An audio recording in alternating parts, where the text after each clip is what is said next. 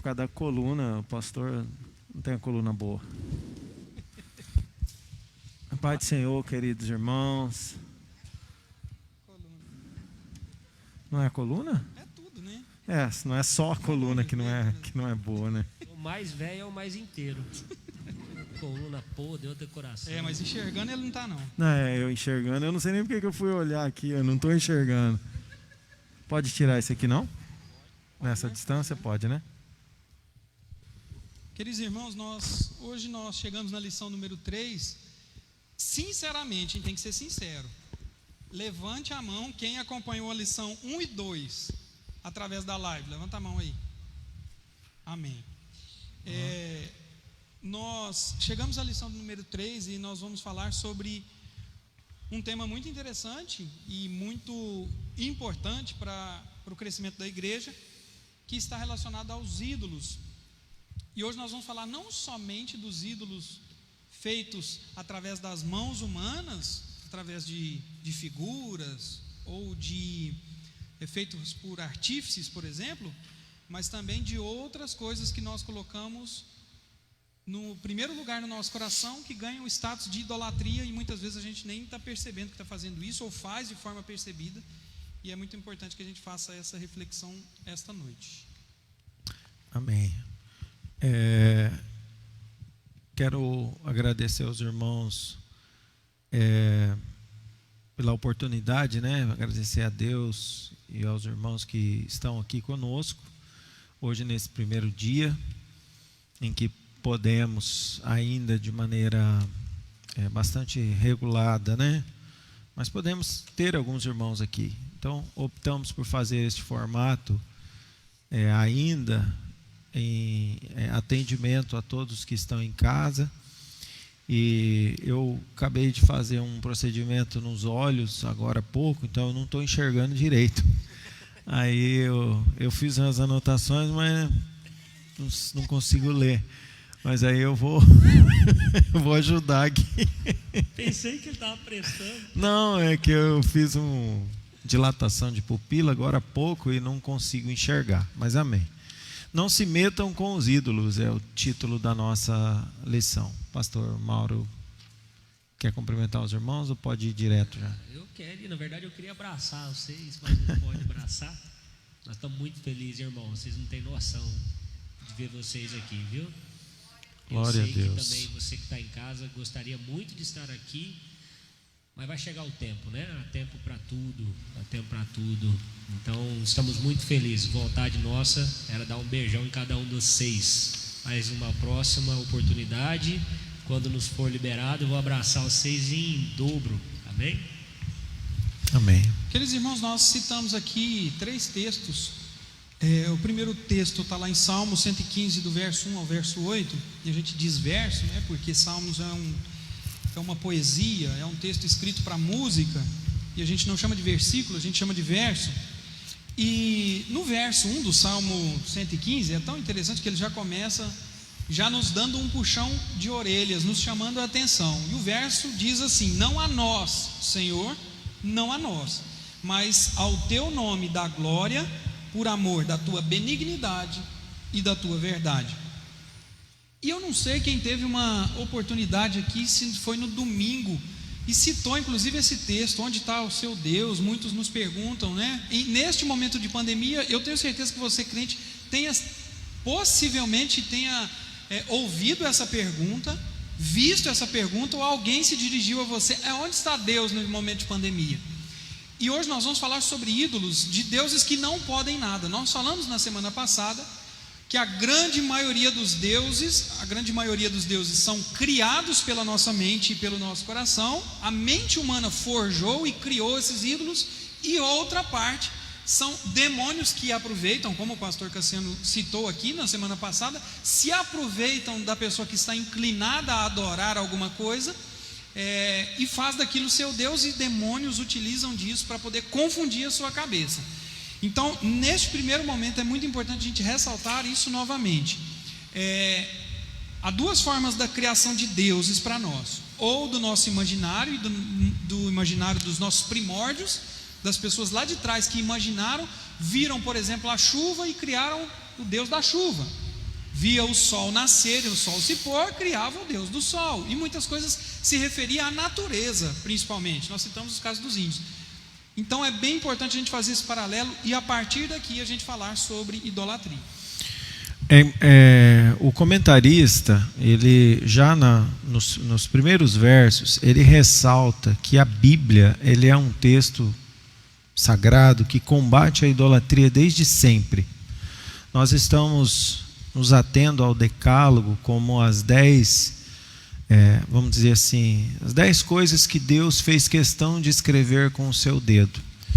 Mas algumas dessas 10, Deus inspirou os escritores da Bíblia a repetir incisivamente. E uma delas é acerca da idolatria. E há um sentido. O sentido é que nós estamos estudando a origem de um povo separado por Deus, liberto do cativeiro, que vem de uma cultura egípcia cheia de ídolos e que está se deslocando para Canaã, um local cheio de ídolos e cheio de imagens, cheio de adoração de imagens mesmo. Então, o que Deus deixa claro? Não façam isso. Isso eu abomino.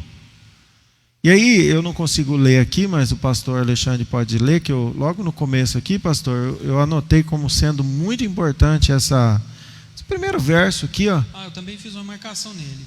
Achei muito forte, até escrevi igual os neopentecostais. Isso é forte, hein, pai? Escrevi aqui, ó. Lê aí, por favor. Constata-se pelas Escrituras Sagradas que o soberano não admite, em hipótese alguma, que ele seja substituído por deuses, sejam eles físicos ou imaginários, com ou sem vida. Exatamente. E aí, irmãos, quando a gente fala de idolatria, eu sempre falo isso aqui, nós estamos transmitindo esse culto para uma comunidade que pensa diferente de nós, protestantes, crentes, assembleianos. Então, assim, a gente precisa ter muito carinho no que a gente fala, porque o nosso objetivo não é ofender, mas dizer o que a Bíblia diz. Quando a gente estuda a história, principalmente da idolatria ligada ao catolicismo, nós vemos que isso não é que sempre existiu. Não, se você for pegar os livros catequistas, né, da Igreja Católica, diz que lá em Roma há algumas pinturas de Maria amamentando Jesus e tal, e realmente há mesmo essas, eu esqueci o nome, é como quando se escreve na pedra, não, tem um nome. Não é esse nome. Tem uma ciência que estuda isso, eu esqueci agora. Mas, em suma, realmente existia isso. Mas é importante a gente lembrar que nessa época não tinha as facilidades que nós temos. Então, se transmitia o conhecimento através de escritos rupestres, através de rolos de pergaminho, própria madeira, pedra, em suma. Não significa que esses achados dê base para que a gente tenha estátuas do que quer que seja em casa. Bom, até o século VI, isso eu vou fazer aqui uma breve introdução sobre esse assunto. Até o século VI não se existia imagens na Igreja Católica, de nada, nem de Maria, nem de Paulo, nem de São Jorge, nem de nada. No século VI, se eu não me engano, acho que foi o Papa Gregório, se eu não me engano, ele se viu com uma população onde tinha 1% de pessoas alfabetizadas no mundo e precisava se pregar o Evangelho, catequizar essas pessoas. Como que se fazia isso? Uma das formas que foi ventilada e foi então adotada é de se criar imagens. E aí, como a gente faz com os nossos fantoches, como a gente faz com os nossos, esqueci o nome, aquele negócio assim, marionetes e tal. E o que aconteceu? Começou-se a ensinar para uma população mundial de analfabetos através das imagens. Ok, isso ganhou uma força, uma volúpia muito grande no meio da igreja, até que no concílio, se eu não me engano, de Nicéia, se eu não me engano, alguém me corrige aí, foi-se instituído que a Igreja Católica passaria então a fabricar as imagens. E só a partir do século VI e oficializado no século VIII e, vamos dizer, reeditado em 1900, se eu não me engano, em 85 pelo Papa João Paulo II, que ratificou que isso virou um dogma da Igreja Católica. É que se iniciou então a adoração. Só que qual é o problema, né? A partir do momento em que você institui algo, se materializa algo, é importante a gente lembrar, por exemplo, que existiam alguns materiais no tabernáculo. Mas o que a Bíblia diz que aconteceu? Pegou fogo. E ao pegar fogo, ninguém sabe dissipou, ninguém sabe onde foi parar, nada, ninguém nunca mais achou aqueles tecidos lindos de linho, né, todo aquele ouro que foi moldado ali, os utensílios da casa de Deus, para o tempo da lei, simplesmente desapareceu. Isso acreditamos, né, que isso foi uma providência de Deus, justamente para que a gente não tenha nada que materialize a nossa fé. Porque é importante que aquele que se aproxima de Deus creia que Ele exista. E esse ato de crer não pode estar ligado a algo palpável. Por isso, todos esses textos que nós lemos e outros que nós vamos citar, fala de imagens de tudo que eventualmente tenha no céu. Então, gnomo, estrela, pirâmide, planeta, constelação, astrologia, não pode, é idolatria. Coisas semelhantes a animais, vegetais, pessoas, não pode. Deus abomina isso. E isso é repetido, irmão, praticamente de Gênesis a Apocalipse. Tanto que há dois imperativos aí, né? Não fazer e não adorar. Você vê que Deus, o fazer já é pecado, né? Então, só para os irmãos entenderem, como curiosidade, de onde veio isso e por que isso é tão forte na nossa cultura. Eu fiz uma anotação aqui, dentro desse mesmo texto que você escreveu que é forte. Primeiro, a necessidade de ver Deus. As pessoas têm uma grande necessidade de materializar Deus. E como o pastor disse, é importante que aquele que busca ao Senhor, busque com fé. Ou seja, a fé é aquilo que a gente não vê. Então, a base da nossa crença é não ter nada que seja um objeto que nos ligue a Deus, necessariamente nos ligue a Deus. Então, há uma grande necessidade de ver Deus. E aí eu anotei aqui, quando ele fala que Deus seja substituído por deuses, sejam eles físicos ou imaginários, justamente isso, demônios ou pessoas. Porque a gente vai falar hoje também, que o autor falou muito pouco sobre isso, mas eu fiz anotações e acredito que os pastores também, porque nós vamos falar não só de imagem de escultura, mas de pessoas quando elas são idolatradas.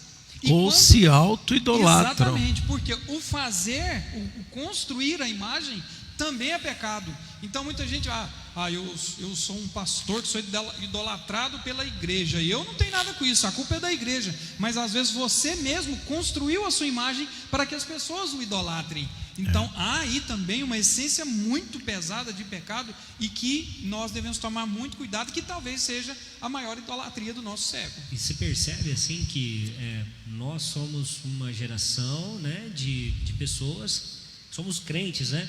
E talvez no nosso meio seja um número muito maior de idólatras do que propriamente dito daqueles que adoram a imagem.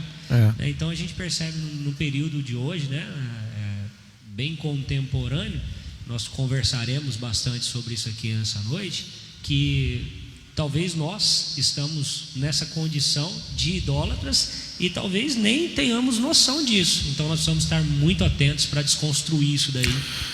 Exatamente. Muitas pessoas que defendem ter uma imagem para se lembrar de alguém, e acaba criando uma relação, né, de sentimento mesmo com essa imagem, alega duas palavras do grego, a dulia e a latria, né? Então os irmãos vão encontrar muitas pessoas falando isso. O que é dulia? A dulia dá a ideia de serviço, dá a ideia de veneração, e é isso que os católicos dizem muito. Não, a gente quando olha para a imagem, o que a gente tem por ela é dulia e não latria, porque latria significa adoração, e eles reconhecem, olha, não, adorarás somente a Deus.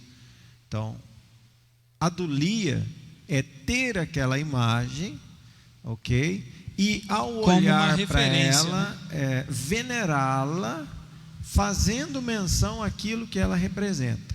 Na teoria é bonito, só que isso foi usado só para justificar a idolatria, porque de fato, se você pedir para qualquer um que tem uma imagem, fala assim, bom, já que ela é feita só para lembrar, quebra ela, ele vai ficar extremamente ofendido. Então, na prática, o que existe mesmo é idolatria.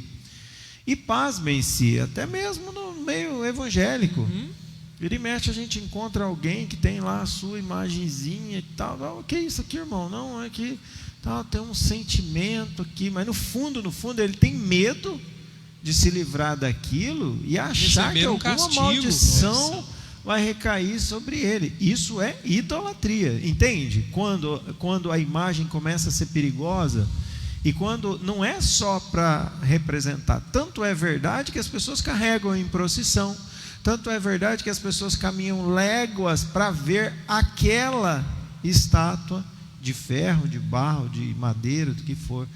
Esta idolatria Deus abomina. Sabe por quê? Porque é um Deus que eu posso carregar. Você entende isso? Não é um Deus para eu me relacionar. É um Deus que, quebrou. Não tem problema, vai ali. Eu consigo manipular, né? Eu manipulo. Que até o autor diz, o escritor diz isso em algum momento. Isaías 42:8 diz assim: eu sou o Senhor, este é o meu nome, a minha glória, pois a outrem não darei, nem o meu louvor às imagens de escultura. E aí ele faz uma abordagem aqui, e eu fiz uma anotação. Deus não quis nem que alguma coisa que se referisse a ele mesmo fosse construída, porque quando Moisés se retira para receber de Deus os mandamentos, receber a orientação de Deus, quem fica no lugar de Moisés não é qualquer um, é um líder, que é Arão. Era uma pessoa que estava com eles ali, que estava com o grupo, que tinha uma referência, que as pessoas olhavam para ele e viam nele uma liderança, mas na cabeça dele, em função de ter vivido cultos extremamente pagãos lá atrás, dentro do Egito, necessariamente eles precisavam de algo físico. E aí caiu na cabeça deles, surgiu na cabeça deles a excelente ideia de criar um bezerro de ouro para poder ser adorado. Então Deus não deixou nenhuma referência, tanto é que quando ele se apresenta a Moisés na sarça, é uma manifestação de Deus ali naquele momento. A sarça está pegando fogo, a árvore está pegando fogo e não se consome. Ali há uma referência, uma manifestação de Deus, mas Deus não deu a sua face para que as pessoas pudessem criar algo através disso. E eu fiz uma anotação, gostaria da opinião de vocês, sobre a cruz. Porque assim, há um grande problema com relação à cruz. O crente, ele se acelera em apontar para as imagens de Cristo que estão na cruz, fragilizada, e de fato o nosso Jesus, ali ele pagou o preço, ele completou a obra por nós, naquele ato, mas ele não está mais na cruz, ele morreu e está ressuscitado. É bom que você veja ele ensanguentado, moribundo, porque a última coisa que ele hoje é frágil. Exatamente, né? E a cruz é sinal de maldição. Aquele que era pendurado no madeiro para o judeu, e aí eu me lembrei da Nilbe. Nilbe, eu lembrei de você quando eu li esse texto aqui, pastor. Vede a Israel, segundo a carne, os que comem o sacrifício não são porventura participantes do altar? Sabe o que eu lembrei? Que a Nilbe contou quando ela retornou de Israel, que chorou quando ela estava caminhando ali para ir para o Monte das Caveiras, e o caminho em que Jesus percorreu estava cheio de barraca, cheio de coisas sendo vendidas, cheio de indulgências, de coisas inclusive de outras religiões sendo oferecidas naquele ambiente. E aí eu fiquei imaginando assim, Jesus olhando e falando: não se preocupe mais com isso aqui, não é com isso que eu tenho me importado. Eu tenho me importado é com as pessoas, é o que está dentro do coração das pessoas. Então é esse coração que nós precisamos trabalhar em nós, e que Deus não deixou para nós imagens, referências, não ficou a arca do concerto, como nós dissemos na semana passada, para que nós não tivéssemos um objeto para termos que buscar a Deus, e a gente de fato não precisa. Você citou esse texto de Moisés, eu lembrei aqui, até esses dias eu ministrei sobre isso, nesse ambiente de pressão que eles ficaram lá embaixo, né? E Arão na liderança, sobe Moisés. A hora que Moisés volta, irmão, a cara de Moisés, né? O que esse povo está aprontando? Depois Paulo, ele escreve uma carta fazendo uma observação sobre esse período em que Moisés estava vivendo com esse povo, esse embate de idolatria mesmo. E aí Paulo falou assim, né? Eu não sou igual a Moisés, né? Que se escondia atrás do véu e tal. Então você percebe que existiu ali uma adoração no bezerro, e depois que o bezerro foi exterminado, teoricamente imaginava-se que, acabou, vai cessar o negócio. Surgiu uma outra, né? Tanto que Moisés se escondeu atrás daquilo, porque Moisés vestia, né, colocava um véu, porque ele desceu, né, quando ele desceu com o seu rosto reluzente, então ele colocava um véu para esconder aquilo ali, né? E aí Moisés se apropriou daquilo para gerar um ambiente de, me ajudem aí, um ambiente de comoção nas pessoas, para que eles olhassem e falassem assim: realmente ele está com Deus. Então, quando Moisés se apropria daquilo, eu vejo ali também um ambiente de idolatria. Então você percebe que há uma desconstrução, e daqui a pouco há uma necessidade de uma construção de idolatria. Então eu acho que isso não é de hoje, né? Isso vem de tempos e tempos, e a gente precisa cuidar para que isso não se estenda no nosso dia a dia. Há várias definições de idolatria, né? Aqui no tópico 1 diz o que é idolatria. Tem até uma definição aqui que eu não consigo ler em negrito. Leia aí. A idolatria é a adoração ou culto à honra de um Deus falso, representado por qualquer objeto ou imagem a qual se atribua a presença da deidade. Isso. E uma definição que eu gosto mais é aquela que diz que tudo aquilo que ocupa no seu coração o espaço que é devido a Deus é idolatria. Ou seja, quando a gente começa a querer materializar a nossa fé, há um grande perigo de nós estarmos incorrendo em idolatria. E aí eu lembro que nessa parte aqui, eu acho que ele cita o copo de água, não é? Sim. Copo d'água. Copo d'água é prática de crente. Apesar de que esses dias eu estava assistindo a missa e o padre pediu para a gente colocar o copo d'água em cima da TV também. Então, no final do parágrafo ele cita, né, que não é só um hábito evangélico. A tentativa da gente confinar e ter Deus como algo manipulável. E muitas vezes a gente usa, inclusive, as orações que a gente faz, nós temos que tomar muito cuidado, porque tem hora que a gente quer determinar o que Deus vai fazer. Nós devemos pedir com fé, isso é um fato. Agora, determinar o que Deus vai fazer na minha ou na sua vida... Exatamente. E aí, assim, irmãos, do copo de água ao lenço ungido... Semente de feijão. A semente de feijão com escritos bíblicos, a caneta azul para passar no concurso. Assina o cheque, ele devolve. A estátua de Maria, de José, de João, tudo isso, quando a gente tenta materializar nossa fé, é idolatria. Aí um dia eu fui questionado por um irmão, um irmão que eu respeito muito, e ele me disse assim: pastor, o senhor não acha perigoso a gente usar essas revistas da escola bíblica, Central Gospel? Do Kids, porque traz muita figura imagem de Jesus, traz imagem de Jesus, traz imagem de Maria, tem desenho. Você não acha que isso confunde as crianças num meio tão de idolatria que a gente vive? E eu confesso que na hora eu parei assim, eu falei: Nossa, irmão, nunca tinha pensado nisso. E aí, depois, dialogando com ele mesmo e pensando, no nosso meio, nós não ensinamos as crianças, olha, você está vendo essa imagem aqui, ó, Jesus era assim. Não. Nós estamos fazendo com as crianças exatamente o que Gregório quis fazer no século VI. É catequizar, levar o evangelho até um público. E as crianças, a gente usa o quê? Né? Desenhos. Então eu cheguei com ele a um consenso de que é muito difícil uma criança no meio evangélico se tornar idólatra, porque tem um desenho de Jesus numa cartilha.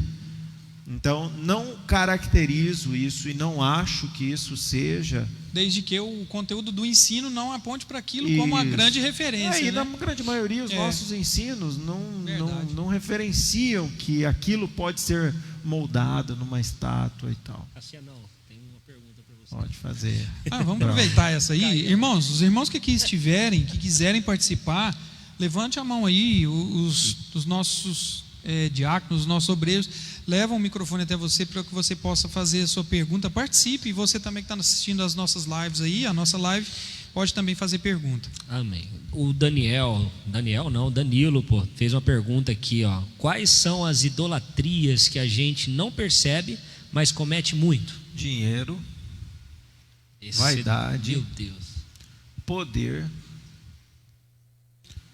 bens materiais, né? Status, tudo isso é idolatria dos nossos dias. E agora eu vou até pegar essa pergunta e fazer um gancho. Você sabia que se você pegar um livro de catequese da Igreja Católica, você vai ver que a Igreja Católica, ela mudou um pouco o formato dos 10 mandamentos. Não sei se os irmãos conhecem isso, já tiveram curiosidade de ver isso. O primeiro mandamento da Igreja Católica não é igual ao que está na Bíblia, porque eles juntaram o primeiro com o segundo. Então, vamos ler? Vamos ler não. Lê aí, profeta, você. Êxodo 20, né? E também, aproveitando, enquanto a gente... Vamos ler só para a gente se ater mesmo chega no lá, texto. Coloca aqui, profeta, para nós. Ó. Derrubar tudo o trem. Eu anotei aqui, pastor, a definição do dicionário, quando a gente vai no dicionário da palavra idolatria: amor excessivo, admiração exagerada. Olha que loucura. Perigo, isso, né? Perigo. Então tá lá, né? No Êxodo 20. Então falou Deus todas estas palavras: eu sou o Senhor teu Deus, que te tirei da terra do Egito, da casa da servidão. Lembrando o povo de onde eles tinham vindo. Verso 3: não terás outros deuses diante de mim. Não... Aí parou. Eles juntaram esses dois. Não, vai para outro. Não farás para ti imagem de escultura, nem semelhança alguma do que há em cima nos céus, nem embaixo na terra, nem nas águas debaixo da terra. Pronto, eles juntaram os dois. E aí você pensa assim, não, mas não tem problema. Tem. Por quê? Porque quando você lê, volta para mim, por favor, o 3. Não terás outros deuses diante de mim. E continua. E o próximo fala sobre as imagens. A ideia é que é pecado fazer qualquer tipo de imagem sobre Deus. Mas de figuras humanas pode, dos anjos pode, pode. Entendeu? Entenderam ou não entenderam?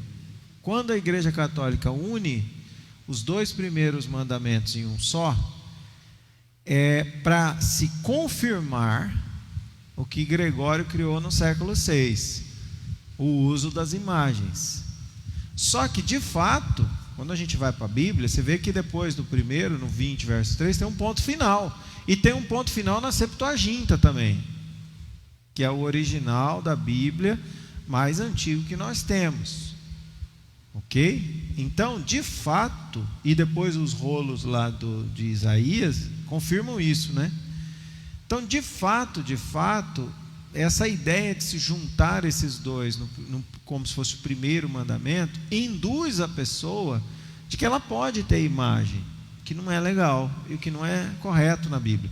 Tá, mas aí você pensa assim, mas então a Bíblia católica tem 9 mandamentos. Não, tem 10. É que o último, eles dividiram em 2 cobiças. Não cobiçarás, 1. Aí depois, não cobiçarás, 10, entendeu? Então isso é uma outra curiosidade que vocês vão, acontece toda semana, de ser confrontado por um católico que estuda, né? Não, mas olha aqui, lê aqui a Bíblia, o primeiro mandamento é esse. Ou ele usa os termos originais do grego para dizer que eles não adoram, eles veneram. Então, é importante a gente saber isso e orientar com muito carinho. Veja, não discuta com ninguém por causa de religião. Vamos criar amigos e não criar inimigos, né? Mas se a pessoa te pergunta, se ela te questiona acerca da sua fé, você tem que estar capacitado para responder. Verdade. E o comentarista ainda diz assim, quando ele vem falando sobre as pinturas, sobre as manifestações de arte, eu acho interessante a gente bater nessa tecla, é até algo que o presbítero Silvano cita muito, para que a gente não seja ignorantes a ponto de achar que toda exposição de arte, toda manifestação artística é demoníaca. Então quem vai fazer uma visita na França e fica um crente, eu não vou no Louvre, porque se eu entrar lá no Louvre, nas igrejas góticas lindas, que é a arquitetura lindas, maravilhosa, enfim, irmãos, a idolatria está no sentimento que você tem por aquilo. Se você chegar lá e passar a ter um amor excessivo àquelas coisas, começar a colocar a sua confiança nas artes, nas manifestações artísticas, aí é uma outra situação. Agora, do contrário, nós não podemos abominar as artes, as manifestações artísticas, né?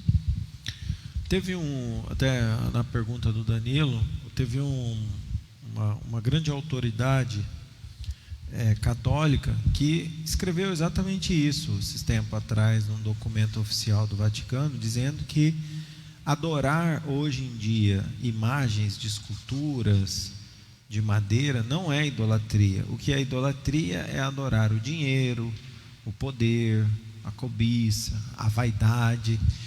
Também, né? Então... O problema é esse, é que a gente na Bíblia, quando vai para a Bíblia, a gente vê Deus nos alertando acerca da cobiça, do dinheiro, do status, do poder, dos sentimentos, né? Da auto-idolatria, da pessoa começa a achar que ela é o centro de tudo, e tudo, na verdade o mundo gira em torno dela, né? E isso é um tipo de idolatria. Eu contei aqui para os irmãos uma vez que eu encontrei uma mãe aqui na igreja e ela: pastor, eu sirvo a Deus desde que Deus não toque no meu filho. Falei: irmã, pelo amor de Deus, não fala isso. Não, porque meu filho para mim é tudo, meu filho é minha vida, meu filho. Falei: irmã, se a senhora colocar o seu filho no trono do seu coração, que era para ser ocupado por Deus, corre um sério risco de Deus levar seu filho embora, porque Deus não divide a adoração dele com ninguém. Então, até isso hoje em dia as pessoas adoram. Um texto bem interessante aqui que o autor cita é João 20, 29, que aí serve para todos nós e tem que ser talvez até o nosso texto áureo, né? Bem-aventurados que não viram e creram. Tomé está todo lá, né? Eu não acredito. Se ele aparecer aqui para mim e eu tocar nas chagas dele, aí pode ser que eu acredite. O que Jesus faz? Tomé, vem cá, filho, toque aqui. E quando Jesus mostra isso, Jesus dá a oportunidade de um incrédulo perceber que é muito mais bonito o exercício da minha e da sua fé quando não existe nenhuma esperança. Talvez você que pisou aqui esta noite, você que está nos assistindo, esteja numa situação que não existe mais nenhuma esperança para a sua causa. E aí você exerce a fé, não é, Edmilson? Aquele dia foi um dia de muita dificuldade. Edmilson chegou desesperado na igreja. Eu fui testemunha. Ele veio: pastor, vamos orar. Eu tenho um pastor tio meu, ele está nas últimas, está com Covid-19, já desacreditaram, está na UTI. E aí, naquela mesma hora nós oramos. Hoje ele publicou a foto do pastor saindo do hospital curado. Glória a Deus por isso, irmãos. Jesus ainda opera no nosso meio. E quando a gente não tem mais esperança, e essa é a beleza da fé, quando não há mais nada que com os nossos olhos possamos enxergar. Isso é muito lindo. E as características dos ídolos, né? No ponto 1, eu fiz ponto uma 2. anotação importante aqui, Alexandre. Eu queria que você lesse aí. Eu acho que ele cita 2 textos da Bíblia. Por que Deus nos orienta a não sermos idólatras, além de tudo? Por causa das consequências. Olha o que acontece com quem é idólatra. Tornam-se semelhantes àqueles que os fazem, ou seja, depois de fabricados, exerce algum poder sobre aqueles que o fabricaram.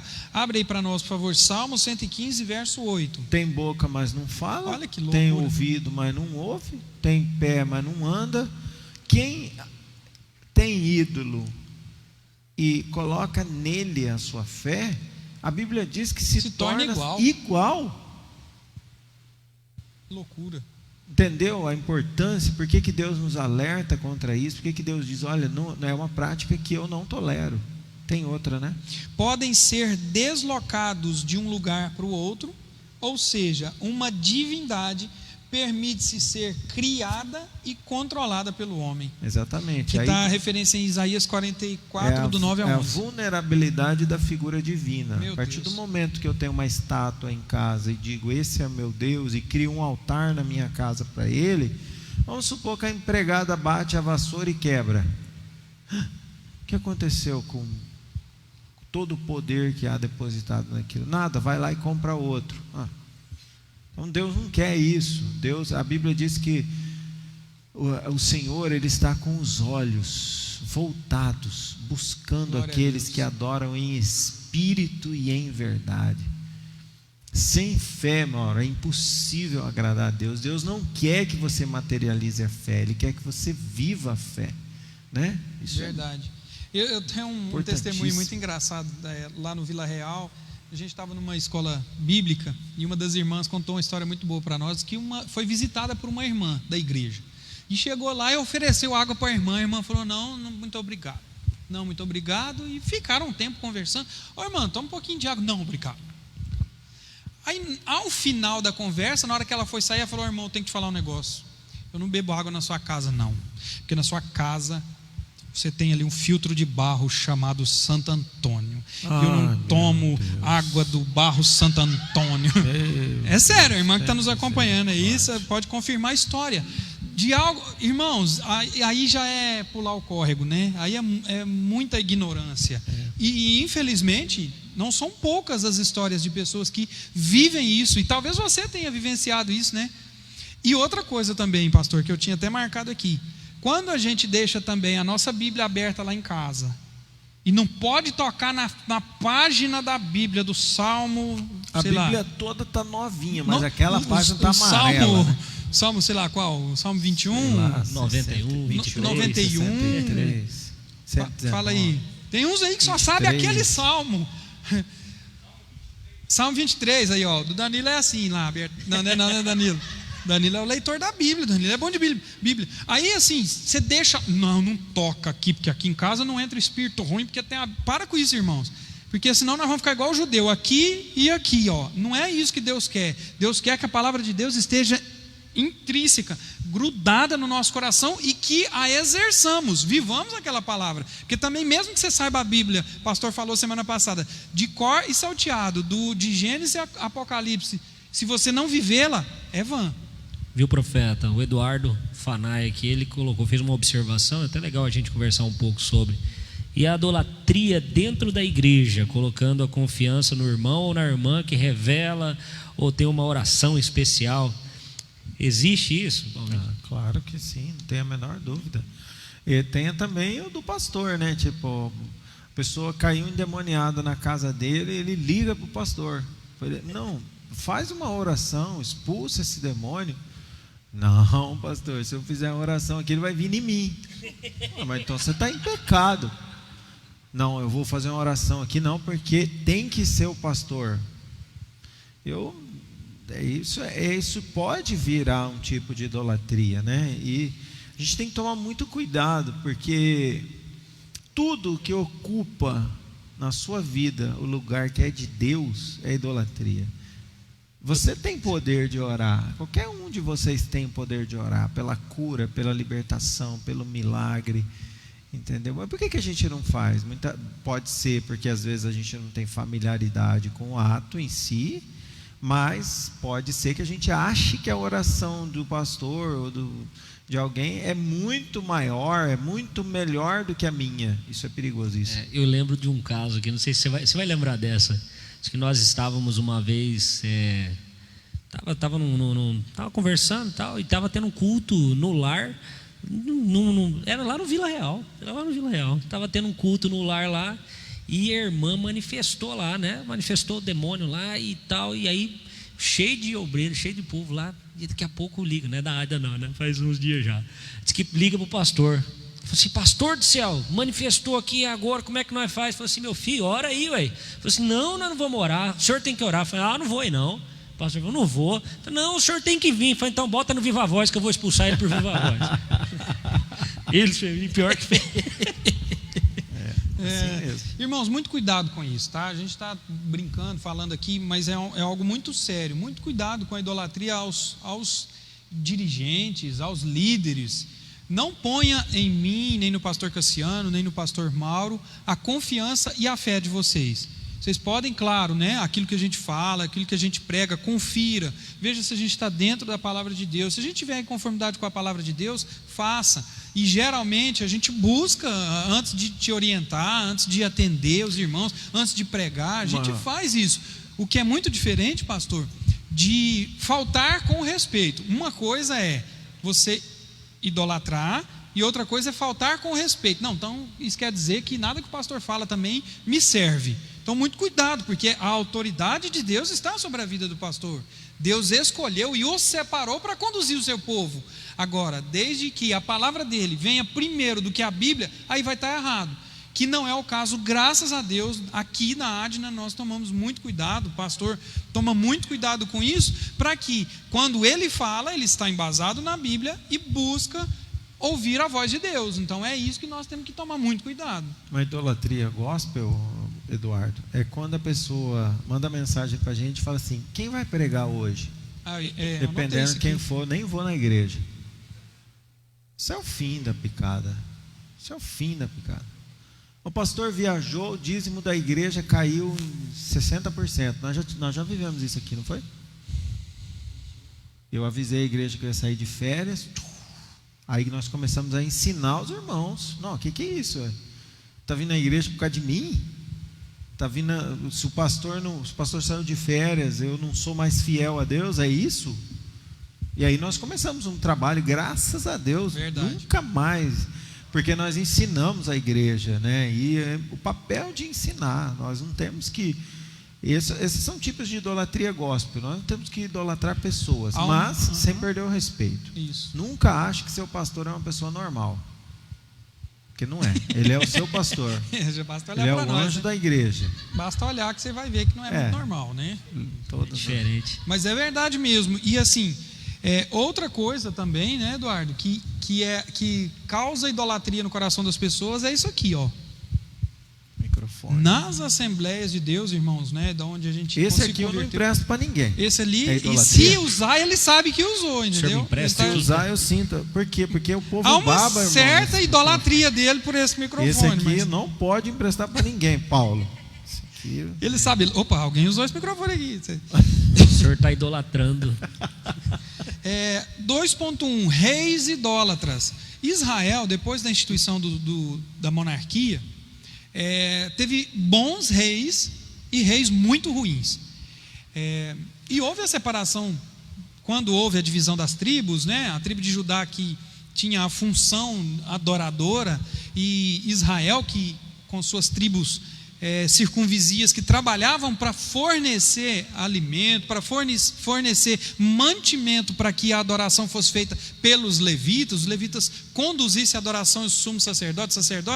E aqui a anotação fala sobre os reis que eram idólatras, os reis que não eram idólatras, mas que permitiam a idolatria, e aí nós vamos comentar isso, e os reis que não, em hipótese alguma, aceitavam a idolatria naquele meio. Mas Alexandre, olha aqui, quantos reis a Bíblia chamou de reis maus. Verdade. Não sei se os irmãos estão com a revista, eu não consigo contar aqui, mas são mais de 20, eu acho.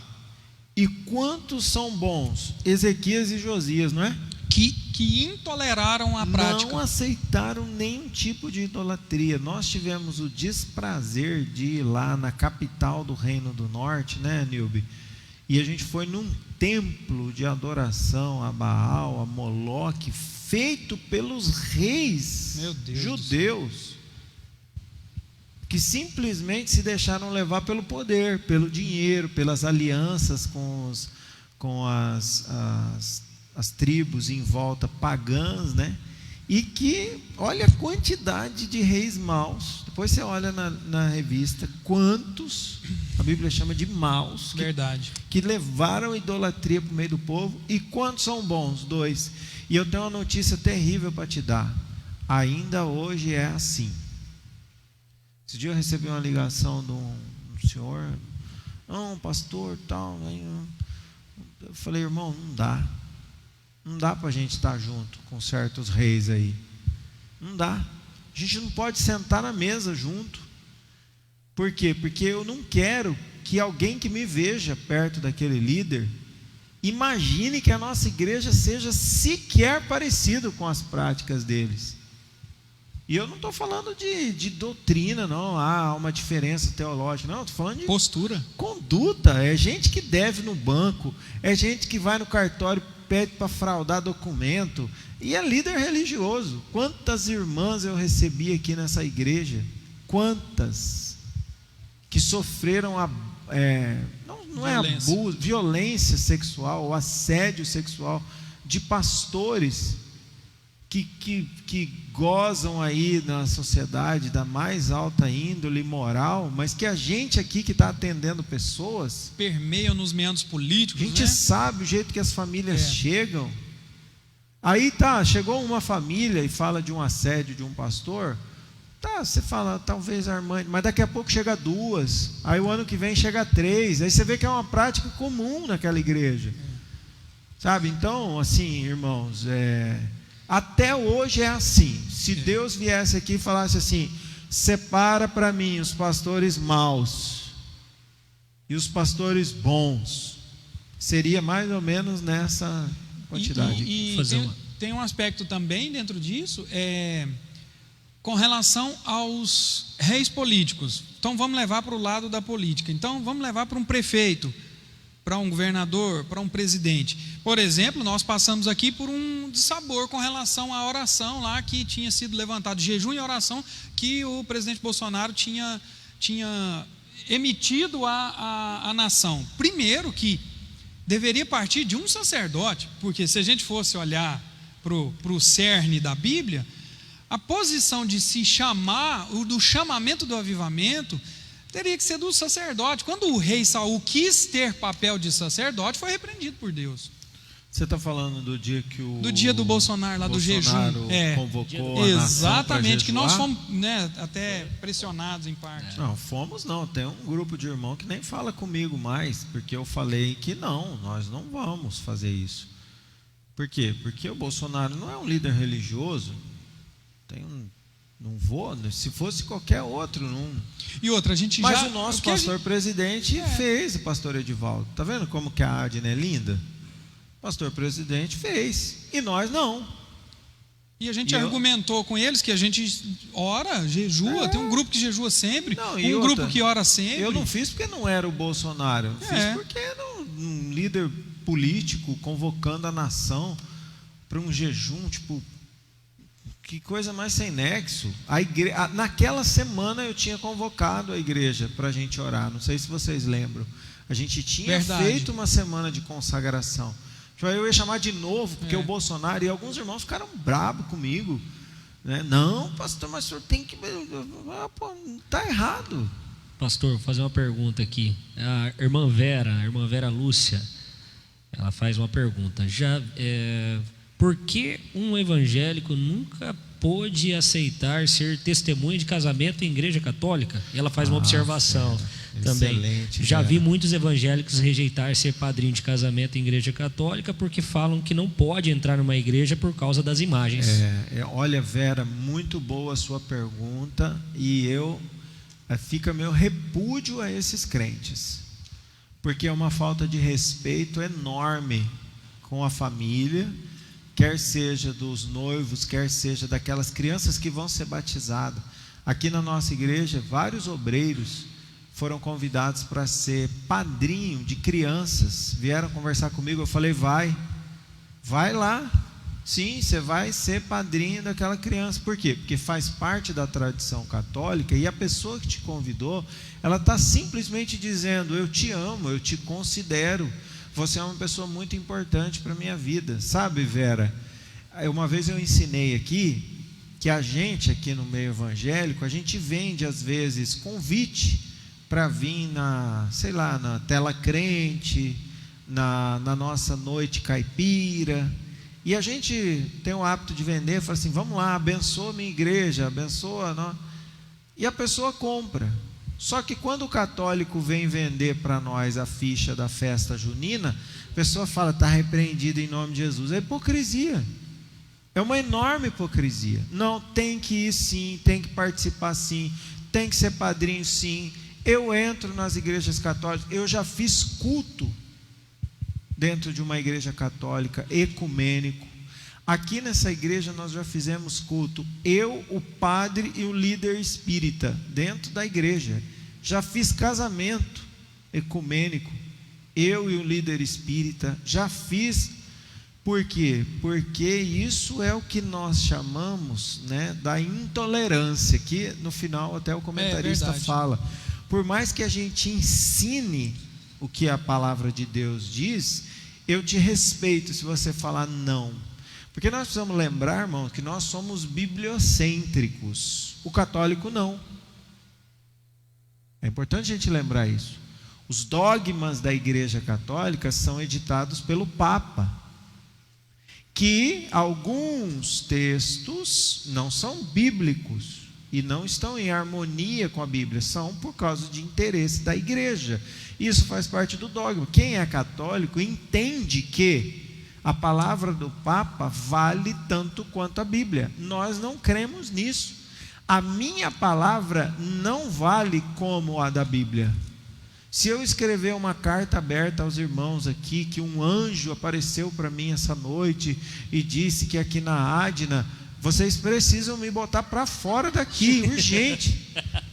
Porque nós somos um povo bibliocêntrico. Mas nós não falamos para uma comunidade que pensa exatamente como a gente. Nós acreditamos na Bíblia. Nós queremos que você acredite. O Jameson, pastor Jameson e a Joyce lá de Mirassol, eles fazem inclusive uma outra pergunta que faz um pouco parte disso daí que nós estamos conversando. É um outro extremo. Pastor, sei que padrinhos dos filhos na igreja católica pode-se apresentar aos padrinhos no batismo, mas na evangélica nós podemos fazer isso também? Ele pergunta. Nós não temos esse hábito. Eu não vou te dizer não pode, mas você está trazendo uma cultura que não é nossa. A gente, na igreja católica, na igreja evangélica, normalmente a gente não tem o padrinho. Até porque lá o padrinho, entenda, ele tem um princípio na igreja católica, que é centenário, que está milenar isso. Caso eu falte, você assume a responsabilidade. De quem? De um adulto? Não, de uma criança. Lá se batiza criança, Joyce e James. Aqui a gente não batiza criança. Então, supostamente não há necessidade de você ter alguém que na sua falta cuide do seu filho, porque a gente não, na hora que a gente traz o bebê, a gente consagra ele a Deus, a gente apresenta ele a Deus. Mas é prática comum vir muitos familiares na hora da apresentação. Nada impede, que é lindo, inclusive, que você chame um amigo e diz assim: olha, eu tenho uma consideração enorme por você, eu quero vocês no dia da apresentação do meu filho. Não tem problema nenhum, não é pecado nenhum. Pastor, nós só não chamamos de padrinho. Não existe, mas é. Eu fui batizado na igreja católica. Eu tenho a minha madrinha até hoje. E assim, fazendo uma pergunta com que eu já... Bom, eu ia perguntar isso daí. Porque tem muita gente que, assim, foi batizado lá na igreja católica, aceitou Jesus e falou assim, não tem mais esse negócio, não tem mais madrinha. Eu volto para Birigui, Mauro. Eu peço vou lá benção. na casa do meu padrinho, peço benção para ele. Benção padrinho hoje. E benção madrinha. Benção padrinho. A minha madrinha faleceu, infelizmente, mas meu padrinho, até hoje, honre, irmãos crentes, honre. É um princípio de honra. A pessoa te convidou para o casamento dela, você não vai entrar só porque ela pensa diferente de você. Isso é um absurdo. Já contei para os irmãos aqui que eu tenho amigos ateus. Tenho amigos Paulo à toa. nos ensinou isso também. Paulo entrou. Tenho um amigo de tudo que é jeito. Tenho um amigo careca. Opa, aí que é isso? Nós temos que aprender a conviver com a diferença. Aliás, essa igreja é uma igreja que judia muito do pastor, essa aqui, justamente porque eu faço questão de conviver com as diferenças aqui. E tolero às vezes algumas coisas, irmão, que se não fosse no ambiente de igreja, meu Deus do céu. Mas por quê? Porque nós precisamos acolher pessoas. Qual era o negócio de Jesus? Pessoas.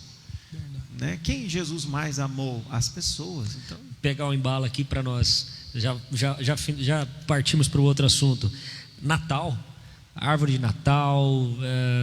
A Lohana, ela faz essa pergunta. Eu gosto de enfeitar com coisas de Natal e a árvore. E aí tem muita lenda aí nesse negócio, né? Fala que as bolinhas que estão na árvore representam cabeça. Não, não fazer, eu gosto de ver. A minha filha está falando assim, mentira, você não participa da... É porque a árvore derrubou, de Natal lá em casa é uma tradição. É as crianças e a mãe que montam. Eu só fico, tá bonito, tá feio, isso aí não tá legal. Assim, mas eu gosto de ver. Põe a estrela lá no topo e fala o que fez, né? Lógico, há pecado nisso, pastor? Não há pecado nenhum. A gente só já ficar falou... idolatrando, né? Deus da árvore. Se você for adorar a árvore, vou acender uma vela. Quebrou uma bolinha, você bate no fio porque quebrou a bolinha. Morreu um santo. Isso aí, nossa, a gente já falou. A gente já falou. Acho que Deus me usou aqui agora. A gente já falou tantas vezes sobre isso, mas é sempre bom falar. Há uma coisa, irmãos, chamada de contemporaneidade. Nos nossos dias, Natal, a gente tem que aproveitar como sendo um momento, é um dos poucos momentos que a gente reúne toda a família, que você tem a oportunidade de fazer uma oração para a sua família. E geralmente pedem para o crente fazer a oração. E normalmente é o crente que faz isso. E é a hora que você tem de ser luz. Então esquece, pastor, eu cresci na Assembleia de Deus. Na Assembleia de Deus, a árvore remonta a uma tradição pagã. Então não tenha. O que você não pode é o irmão do seu lado que gosta da árvore, de ter a árvore, de ter a guirlanda, de ter o... eu vou falar um negócio aqui que eu nem deveria, mas toda vez... Fala não, larga disso. No fim, lá em casa tem até presépio. Não é, Nilbe? A gente compra a Maria, os jumentinhos, tudo, põe ali assim, lá em casa. 1 hora para construir, 10 segundos para desconstruir. Uma coisa mais linda, mas assim, a gente compra de adorno, não de adoração. Entende? A gente compra, brinca, ensina as crianças. Né? O que o meu filho falou esses dias? O negócio, Jesus nasceu num curral? Eu falei, num curral. Num curral não tinha nenhum hotel. Manjedoura é um nome bonito, né? Um curral, filho. Aí por quê? Porque aí a gente aproveita para ensinar, entendeu? Ao invés de ficar endemonizando as coisas. Irmão, hoje em dia Natal virou negócio, virou comércio. Ninguém mais compra uma guirlanda, a tradição pagã. E aí eu gosto de falar sempre isso, por exemplo, não tem na Bíblia que os casados devem andar com uma aliança de ouro no dedo esquerdo, como chama esse? Anelar? Anelar da mão esquerda. Está escrito isso na Bíblia? Não. Está escrito na Bíblia que você tem que acender vela no dia do aniversário? Está escrito na Bíblia que a gente canta parabéns para você nessa data querida, muitas felicidades. Não, mas essa aí não pode cantar não, essa é proibida. Está escrito na Bíblia que o véu da noiva tem que ser branco. Isso é de origem pagã, comprovadamente de origem pagã, e a gente faz. Então, por quê? Porque hoje em dia essas coisas Porque não até se com o Danilo espiritualizam mais. Teve um meme, até eu publiquei lá no grupo, um meme assim, né? 2010, a internet é do diabo. 2020, paz do Senhor, sejam bem-vindos ao nosso culto online. As coisas, irmãos, nós precisamos olhar com um olhar cuidadoso. Essa igreja aqui, né? Alexandre, é chamada da modinha, igreja da modinha. Que a igreja da modinha fazia o quê? Transmitia os cultos. Há 6 anos atrás já. Ixi, agora, hein, rapaz? Pessoal que falava que nós era tudo da modinha, que está transmitindo culto online também. Era igreja virtual, pastor, né? Mas tá vendo, pastor? Fica quieto. O nome da igreja não é porque eu amo a minha mulher. A irmã Adna? Não, a irmã Adna. Aquele pastor é tão vaidoso que ele colocou o nome da igreja, o nome da mulher dele, Adna. Não é verdade, pastor, não fala essas coisas. 2.2, relação com práticas adivinhadoras. Esse tópico aqui eu gostei dele, porque aqui ele cita, por exemplo, ele fala aqui, a Babilônia era dada a astrologia, mas os astrólogos daquela terra não puderam interpretar o sonho de Nabucodonosor. Tem crente que gosta de um horóscopo, hein, negão? Eu ia falar isso agora. Tem crente que vê lá, peixes, não faça negócio hoje. Rapaz, ele ainda tem coragem de falar assim, acho que Deus está falando comigo. Corta lá, vamos embora. Número de hoje, igual oh, meu Deus. E além disso, práticas adivinhadoras dentro da igreja em que as pessoas chamam de profetas. Perigoso. Aí é dose, né, Nilbe? Vem, faz um estardalhaço dentro da igreja, irmão. Faz uma bagunça e vai embora e larga aí o pastor com a bomba. Sai apontando o dedo, né? E a gente tem que tomar muito cuidado, né? O irmão pregou lá em Minas, desceu do altar, bateu na barriga da irmã. Ô, irmã, Deus abençoe seu bebê. Ela falou, não, pastor, é barriga mesmo. Essas coisas, assim, e era profeta, foi usado em profecia em cima do altar. Então, assim, umas coisas que nós já falamos sobre isso aqui, né?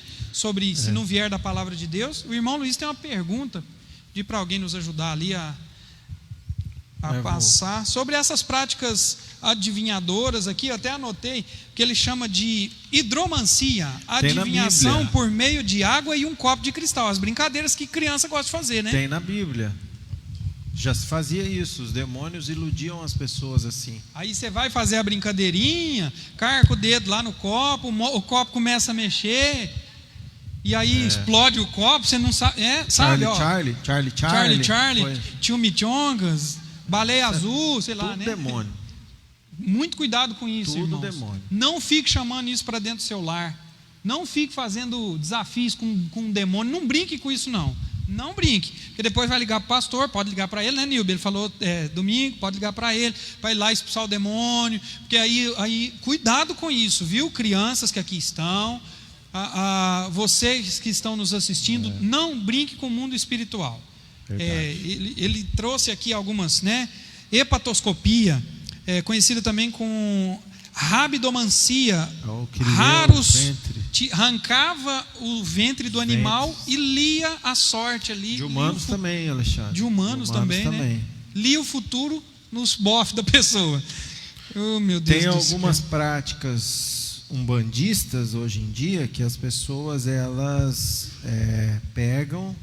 entram no cemitério, pessoa que foi recém-velada, e faz esse tipo de prática até hoje. Irmão Luiz, é crime no Brasil. Eu gostaria de saber sobre... Eu tenho um tio que ele faz festa todo ano, festa Aparecida, né? Então todo ano ele faz aquela festa, é um dia de festa. E quer dizer, à noite, né? Só à noite. E faz aquela janta, né? Aquele povo vai lá, janta. Aí outro dia, quem quiser ir também, tem aquele almoço. Antes de eu ser evangélico, eu participava. Eu ia lá, jantava, né? Outro dia, voltava, almoçava, né? Antes de ser. Inclusive, a Mena também já esteve comigo lá. E depois que eu se tornei evangélico, eu parei, não fui mais. Essa questão, meu tio sempre fala para mim, ô Luiz, vai lá em casa, porque você não nem fugiu da festa e né, nunca mais você voltou. Isso aí é no meu caso, evangélico, eu não tenho que frequentar esse ambiente, ou o que eu devo fazer nesse festa sentido? para quê que eu não entendi? É festa consagrada Aparecida. 1 Coríntios 8, posso ler? Deve. E agora, no que diz respeito ao assunto de comer alimentos que tenham sido sacrificados aos ídolos, todos parecemos saber o que está certo. Ainda que a fama de muita sabedoria torne as pessoas importantes, o que realmente construtivo é o amor. Se alguém pensa que tem a resposta para todas as questões, não está mais do que a revelar a sua ignorância. A pessoa que ama a Deus é aquela que conhece a Deus. Portanto, quanto a esse assunto, se devemos comer carne sacrificada previamente aos ídolos, nós sabemos que um ídolo não é coisa alguma.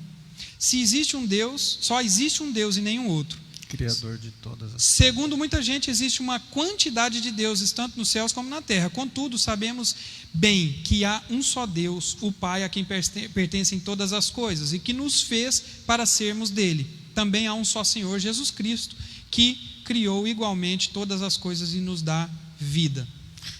Paulo responde uma pergunta que era bem comum, semelhante a essa. Mas antes, o que é para eu responder, irmã Maria? Senão vai que eu falo alguma coisa aqui e a senhora fica brava comigo. Irmã Maria, tem que ver o que ela quer que eu falo. Eu acho que deve continuar não indo.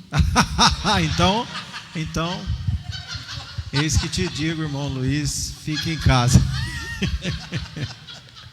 Do ponto de vista teológico, irmão Luiz, o senhor pode ir sem problema nenhum. Do ponto de vista matrimonial, fique em casa. E a prudência é muito importante, meu querido. Tem festas, irmão Luiz, que é muito difícil da gente frequentar. O próprio ambiente em si, por mais que a gente fale assim, não, eu não vou me deixar contaminar, mas não tem jeito. Quando você vê, você já está... Na minha família é muito comum isso. Tem umas festas que simplesmente não dá. É um cheiro de cigarro absurdo, é umas coisas, sabe assim, que não... Graças a Deus, a gente... Deus tem feito muitas coisas no meio da minha família, e também a distância até não impede a gente... Mas tem lugar que não dá para ir. Por exemplo, meu trabalho mesmo, é muito difícil uma festa que dá para ir. É tudo insalubre. Então é melhor não ir, entendeu? Mas assim, isso é a gente que tem que avaliar. Se eu for lá, que eu sei que é a festa de São Cosme e Damião, eu posso comer os doces?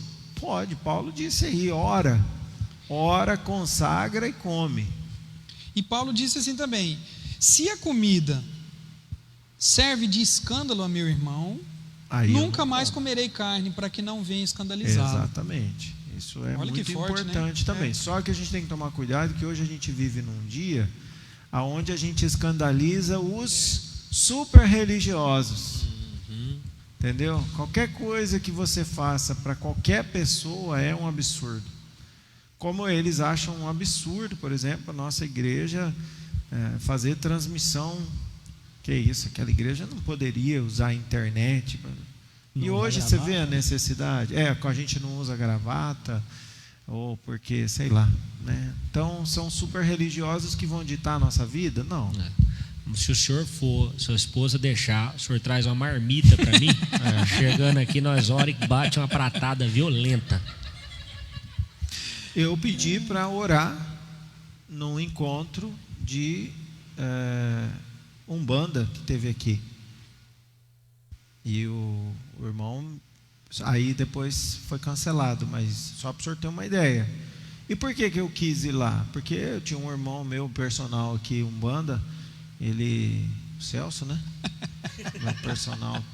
Ele falou: não, pastor, se o senhor quiser levar uma palavra lá, eu consigo. Mas o senhor vai ter coragem? Eu falei: mas eu quero ir lá. Por quê? Porque é a oportunidade que a gente tem de ser luz, ser bênção. E eu ia comer com eles, eu ia conversar com eles, eu ia orar com eles, e não tem problema nenhum. Eu quero ir lá, eu quero estar no meio do povo. A idolatria no Novo Testamento, e a gente já parte para o encerramento. E aqui o comentarista fala sobre... ele cita que o diabo quis a adoração, mas como não foi capaz de arrancá-la de Deus, criou uma forma de desviá-la para si por intermédio dos ídolos. Olha que loucura isso.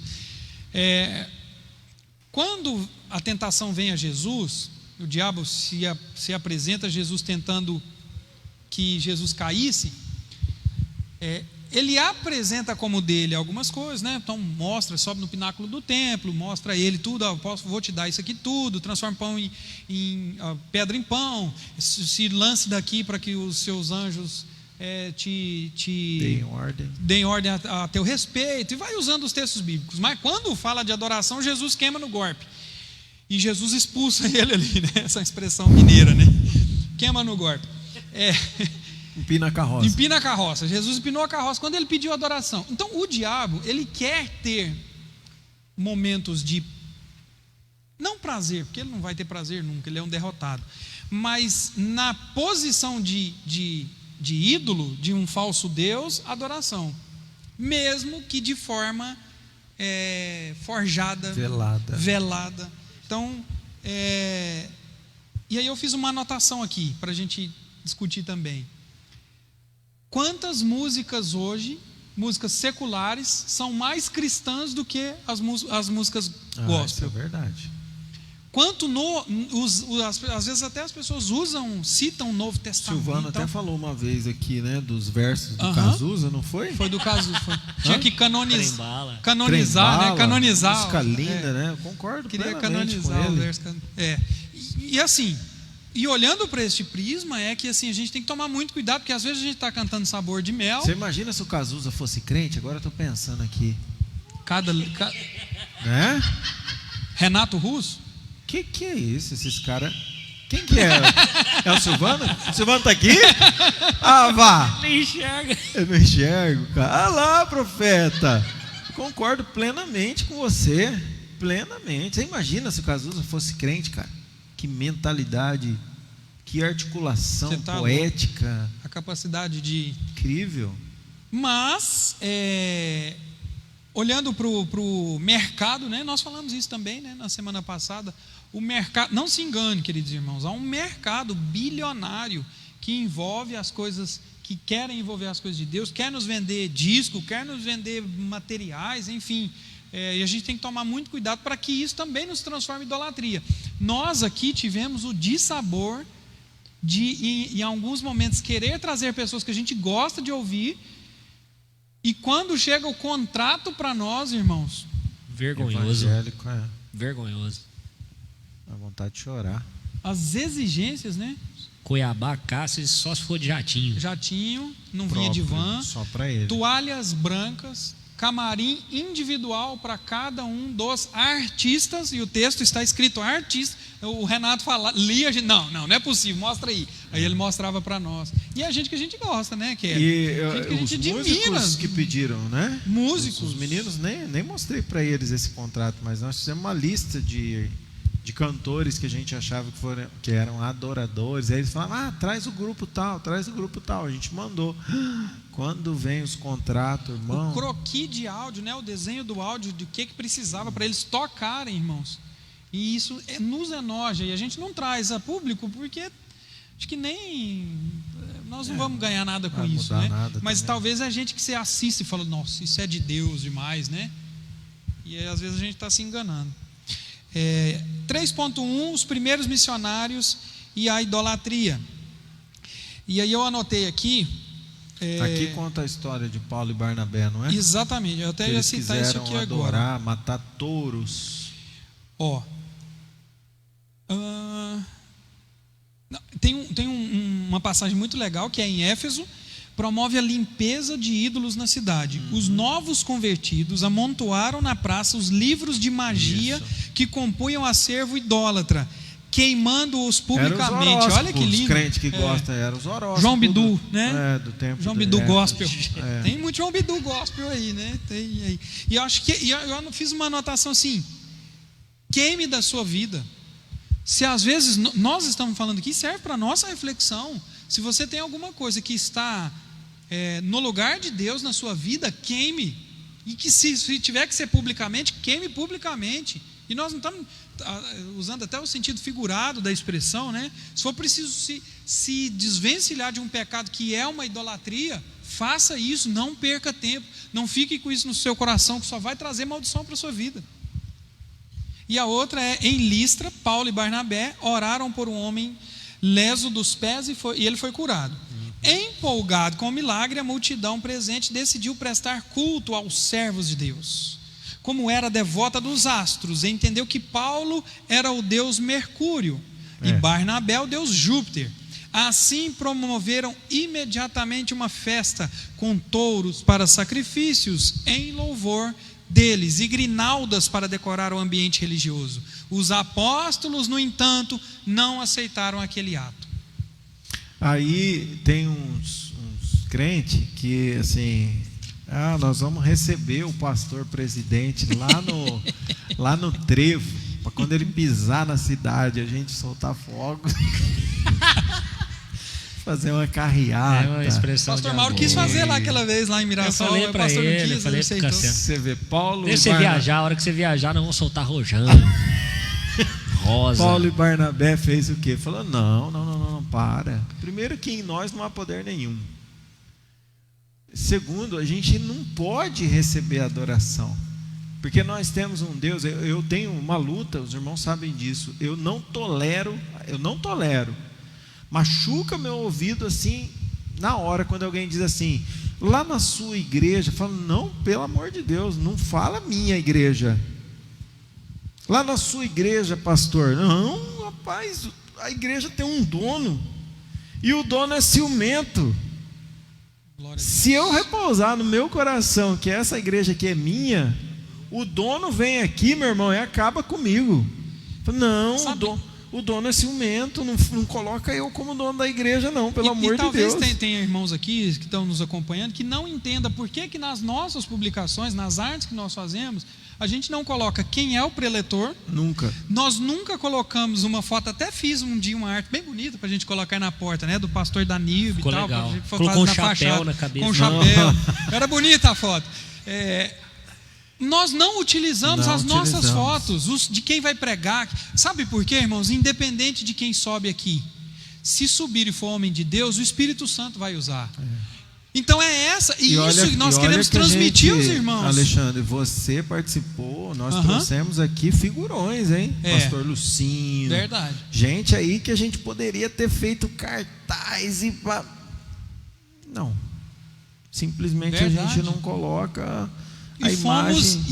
E não se engane, a arte veio de lá e nós fomos elogiados. E aí isso não entra no nosso coração, mas nós fomos assim, a igreja, né? A igreja foi elogiada pelo tratamento que deu aos que vieram, ao grupo que veio, do pastor Lucinho, do pastor Cláudio Duarte, e além de tudo, Cláudio também, verdade. Com relação ao conhecimento bíblico dos irmãos, ao cuidado dos irmãos, porque assim, beleza, estava aqui, era uma pessoa conhecida, mas é um pastor. Viu, Alexandre? Vale ressaltar assim, que as imagens que tiveram algumas imagens que vieram de lá. Exatamente. Né? A do pastor Lucinho teve, vieram de lá. Exatamente.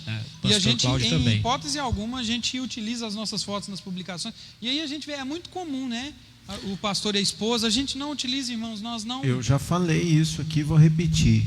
E vale para você que está nos assistindo pela primeira vez. Desconfie de toda e qualquer igreja que a fachada tem a cara do pastor. Essa igreja não é séria. Desconfie. A gente não tem que colocar foto de pessoas, a gente tem que pregar Jesus. E qual é o retrato que nós temos de Jesus? Nada, nenhum, zero. Não temos. Não, mas e aquele não, aquele lá não é real. Nós não temos nada. E lá de Turim, não é real. Já foi provado que é uma farsa. Jesus não deixou nenhuma regra, nem nos milagres para que a gente pudesse. A gente não tem que ficar colocando, estampando foto. Isso é idolatria no meio gospel. Apocalipse 22, 8. Eu, João, sou quem ouviu e viu estas coisas. E quando as ouvi e vi, prostrei-me ante os pés do anjo que me mostrou. Olha que loucura. E eis...